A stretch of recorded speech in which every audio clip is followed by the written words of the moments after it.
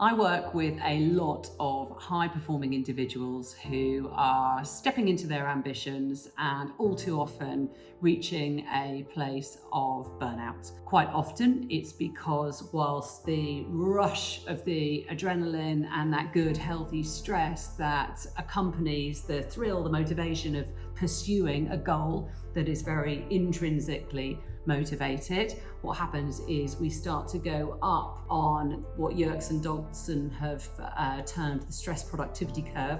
We start going too high up the curve, thrill, excited, let's go. And then we get to the top where we're actually in a peak state of performance. So we're giving our all, our energy is high, we've got enough adrenaline, healthy doses of cortisol keeping us delivering output, but we then try to maintain it. And in today's hustle culture, where we are expected to be always on and always delivering, we start to deplete natural energy reserves and may tend to then start artificially bolstering, and we're taking on too much and everything starts becoming dysregulated, and then we dangerously teeter down the edge of that curve into burnout, which is what none of us want.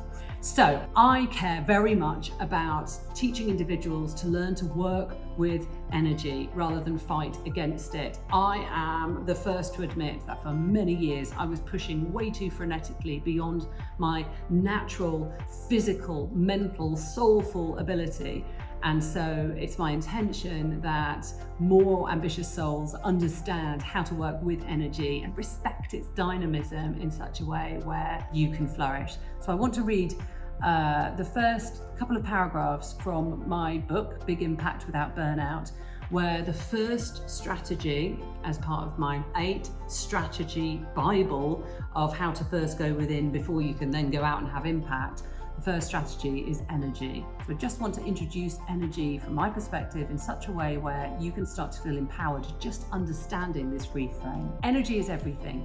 It's the difference between walking into a room and inspiring levels of collaboration, enthusiasm, and interest, or not. It's the power you possess to magnetize others, to hear you, to see you, and look forward to spending time with you, or not. It's the stillness of calm, contemplative, floaty zendom, and of excited, rapidly flowing rushes of thoughts and emotions. It's a sensory reading of another as you absorb their energetic vibe, attractive or repulsive, impartial or interesting. It's fundamental to how you contribute to the world. It's the most fundamental essence of your impact. So in my energy strategy, you learn how to stop viewing energy as a binary push, pull lever with an in then out mechanism. My intention is that you understand more about the delicate dynamism of energy and how to gracefully work with it, not against it.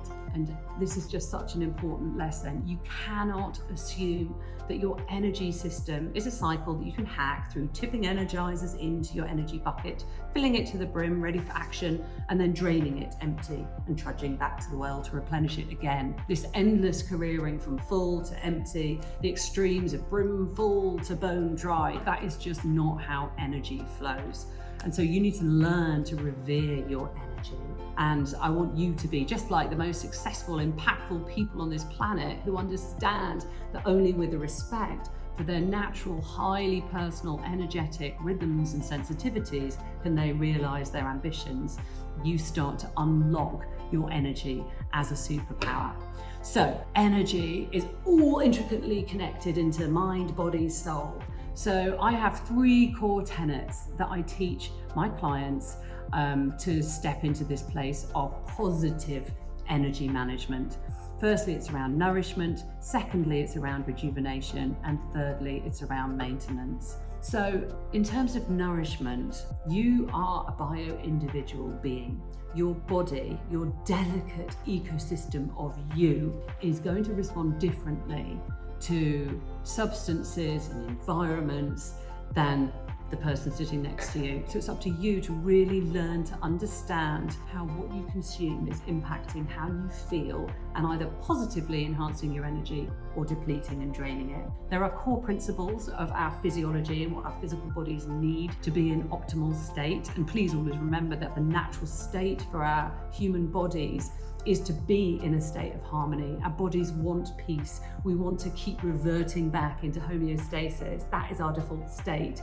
But sometimes we can trip ourselves up by consuming substances, food or drink, or being in environments that actually trigger us into non-homeostatic states where perhaps we are inflamed. For instance, we've consumed too much of a particular food that creates inflammation in the body, and then that starts dysregulating our immune system, our digestive system. So there are common principles, and I'm sure you're super aware of how to eat well. Something that I teach a lot is just around respecting and revering the microbiome. There is such a correlation between how we think and how we feel based on how healthy and how diverse and abundant a microbiome is, and I'm sure you can do all the research to understand what it is that you should be eating. But as a common guiding principle, my advice is always to be plant-based and to ensure that there's as much diversity as possible. So across a week, around 30 different plants. So fruits, vegetables, nuts, seeds, just creating that variety. I try and stick to a heavily alkaline-based diet and loads of water. But be really aware of what you're putting into your body and how you feel. Try and be more intuitive with how you eat, so you are nourishing yourself in such a way that you just feel better. And I know it's hard, and it's a real struggle to be a saint and to do everything that we know that our bodies actually need. But generally 80% of the time, if you're a saint and you're nourishing your body well, then your body is going to reward you. So just become very aware of how you're reacting to what you consume. In terms of rejuvenation, this is, it's such a modern energy crime where so many, certainly women, that I interviewed for my book asking about how they relaxed would just laugh and just sort of be like, relaxation, that's not really part of my world. And it's such a shame, because it should be.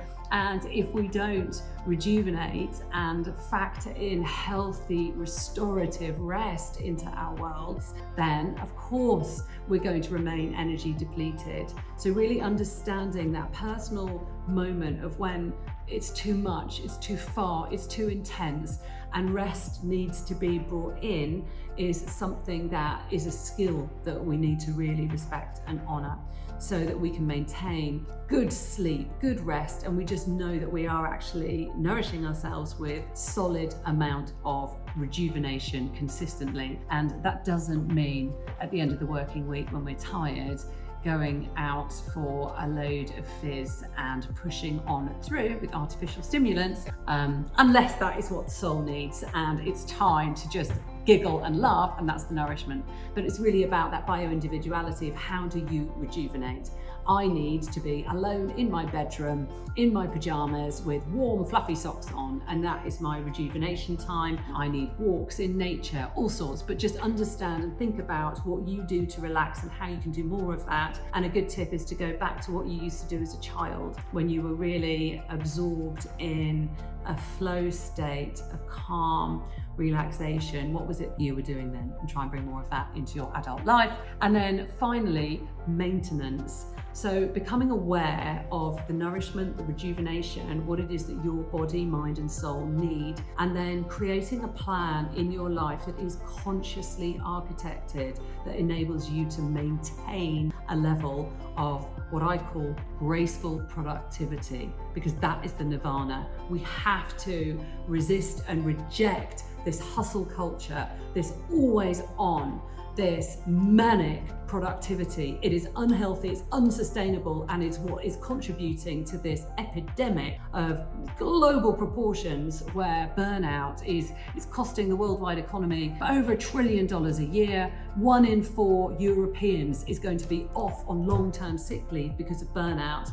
And it's up to us to really understand how we can maintain our energy levels. So I teach a lot about adrenal fatigue and how to combat soothing the adrenals, because our adrenal glands, they're a little bit witless, bless them, and they're getting too triggered too often and tripping into a state of overproducing cortisol and just being hyper. And so I really encourage you to understand how to soothe your adrenals, stay in a place of consistent energetic flow, listen to your body when you are exhausted, and just take the time to rejuvenate. So nourish, rejuvenate, maintain, and just really learn to work with your energy, because it wants you to thrive. Your essence is here to bubble with the energy that you need to do the work that you care about delivering. And my wish is that you bounce with all the energy that you need and you feel happy and contributory in your most positive way. I hope this was useful.